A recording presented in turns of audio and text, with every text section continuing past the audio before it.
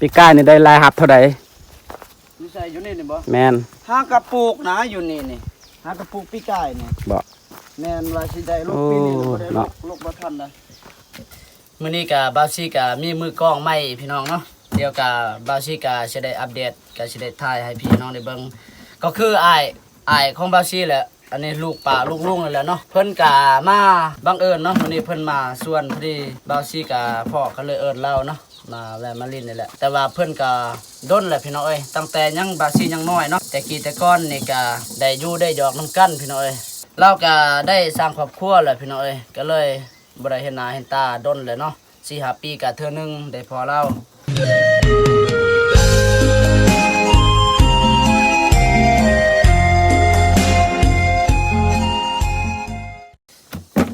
สั่นอีกแล้วเอามือกล้องใหม่เนาะเอาพี่น้องเนาะบางทีก็ตัดละมันแล้วๆเนาะก็สิได้ไปอันนี้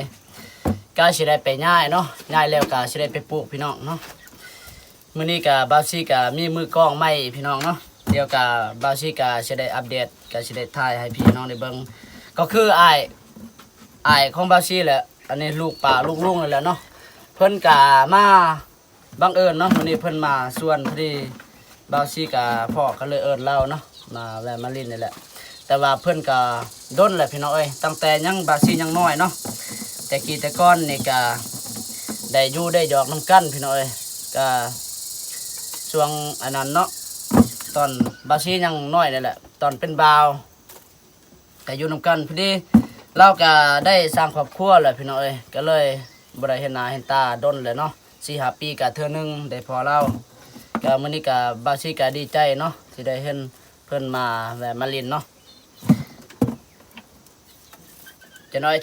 พี่น้องเนาะกาบาซีกาสิได้ถ่ายพี่น้องได้เบิ่งเนาะเดี๋ยวนี้เนี่ยเพิ่นเอาอันนี้เอาเมียแล้วอยู่บ้านไอ้จังบ้านปลาไหลบ้านปลาไหลแมนเราอยู่บ้านปลาไหลเนาะแต่ว่าบาซีบ่ฮู้ว่าเพิ่นสิมามื้อนี้มาเฮ็ดหยังนี่หรือว่ามาเยี่ยมยามพี่น้องทางบ้านภูมิเฮาบ่แม่นบ่เจ้าให้เพิ่นอันนี้เนาะเป็นมือกล้องนี่พี่น้องเอ้ยเพราะว่าบาซี่น่ะบ่มีแล้วมือกล้องนี่เฮ็ดหยังก็บ่ได้ล่ะถ่ายคลิปก็บ่เป็นได้พี่น้องครับบ่มีมือกล้องนะบ่คัก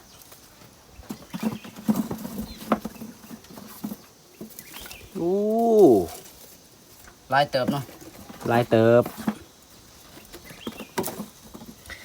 2 มัดเด้อนี่อีกพอมานึงแล้วก็ค่อยมานึงเด้อมื้อนี้ก็สิได้มาปลูกปกติแหละเพราะว่ามื้อสงกรานต์ก็ได้ไปตูดน้ำเขาบ่มีเงินเจ้าของน่ะบ่มีตายหาตูดน้ำพี่น้ำน้องนั่นแหละตายมื้อสงกรานต์เจ้าคือบ่มาว่ายคาเวียกไหมบ่บ่ว่าติหรือว่าลิ้นอยู่บ้านเมียจังบ่นะคาเวียกมาแต่เวียก2-3 มื้อนี่โอ้ไปหาเงินหาค่ำบ่แม่นมาแต่ป่าคือสิได้เงินไปหาเก็บมักจองนี่แหละมักจองบ่ทันล้นบ่ได้เก็บบ่ทันล้นเนาะเพราะว่าปีนี้นี่หลายบ่มักจองโอ้พอได้เก็บอยู่แต่ว่ามันบ่ทันสุกบ่ทันล้นเลยบ่ได้เก็บแม่นคันว่าปั๊มก็เสียได้เพราะว่าอนาคตของเฮายังยาวไกลเนาะแม่นวันนี้ก็อันนี้บาซี่กับพี่ไอ้ดึงเด้บังเอิญก็มื้อนั้นเนาะเฮาว่าไปอันนี้ไปเลาะไปเที่ยวนี่แหละไปอันนี้ไปอัปเดตภาพธรรมชาติอยู่ป่านี่แหละพอดีมาพอมักจ้องกกนึงเนาะมักจ้องเพิ่นกกโตบาซี่กับพี่ไอ้ดึงเห็นนั่นมันล้นเบิดแล้วมันสุกเบิดแล้วเด้มันล้นเบิดแล้วได้คนละอันนี้คนละสอบโอ้ยบ่ได้ดอกคนละถ้วยป้ายได้แม่นกกน้อยๆเด้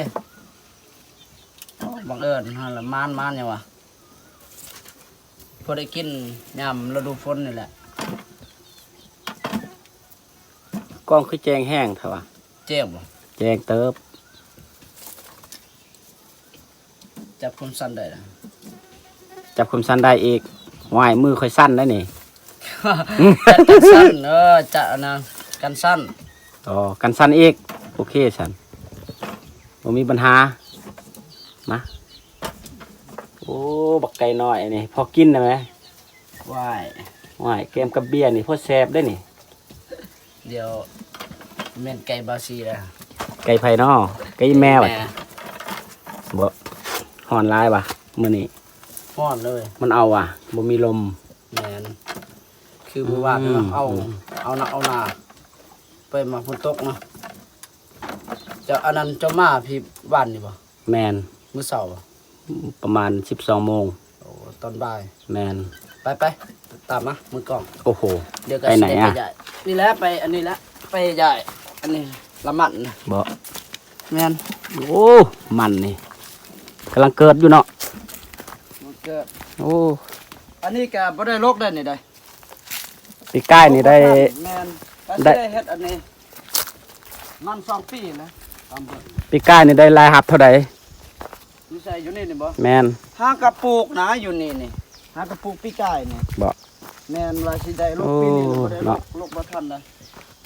แม่นบ่เสียงานนี่ไม่เสียประมาณอาทิตย์ปลาย2อาทิตย์มันเกิดเลย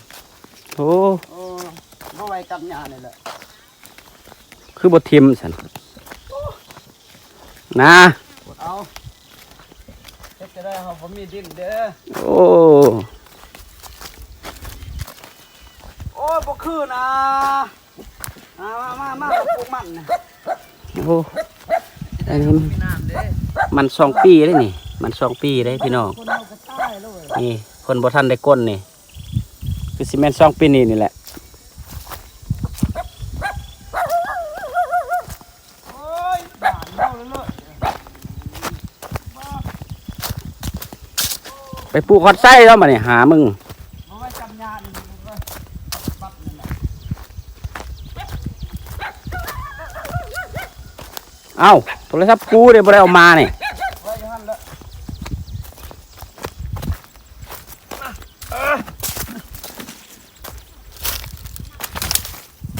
มัน2 ปีพี่น้องมัน2 ปีนี่นี่มัน2 ปีบ่ทันได้ก้นนี่นี่งามบ่พี่น้อง มัน2 ปีแล้วลูกบ่ทันเด้อเพราะว่าบาซิกาลูกเบื้องอันนะบอนนั่นบอนส่วนอ้อยอยู่เอามัวเด้อ ชวนอ้อยนี่วะ แม่นลกอยู่หั่นเลยเริ่มลกแต่เดือน3เดือน4บ่ก็เลยลกอยู่นี่บ่ทันเขาเจ้าปิดร้านน่ะเด้อ ยังบ่ทันได้ปิด บ่ทันได้ปิดบ่ว่า ลานอยู่บ้าน ใช่ ไอ้ยังด่านบ้านยังวะ โอ้ยจักสิปลูกแนวใดนี่เด้อเด้อ ปลูกแนวได้เสียมบ่มี บ่สิได้ย้ายก่อน นั่นโอ้จะหายายให้แต่งหยังเด้ขุดเอาแล้วก็เสียบมันโลด มันสบายบ่ สบาย คือเสียมมานำแล้วก็มีกระทงมานำ โอ้ใส่ท่องเนาะ ใส่ทงแล้วก็ถือเสียม สบายกว่าบัดนั้นน่ะ แล้วก็เสียบสบายกลัวไวกลัว โอเคเบิดขุดตรงนี้เนาะเอาตามแผนหัวหน้า เอาเขาเฮ็ดเวียกต้องใช้สกิลมันจังไวสกิลเปิดเด้ สกิปเปิดสกิปปิดดิเออได้ย้ายบ้านอันนี้แหละมันเสียงตายเลยอันนี้ถูกตอน โอ้ยหญ้าคมมันหลาย หน้าลายอ่ะโอ้บ่ไหวกับหน้านี่แหละใส่แล้วดูใส่แนวใดอีกอันนี้จักแถวนี่จักแนวใด โอ้ มันลูกตรงติ่ง เสียแต่แถวเสียบมันโลด ใส่หมูสัวมันบ่คักอีก มันบ่งาม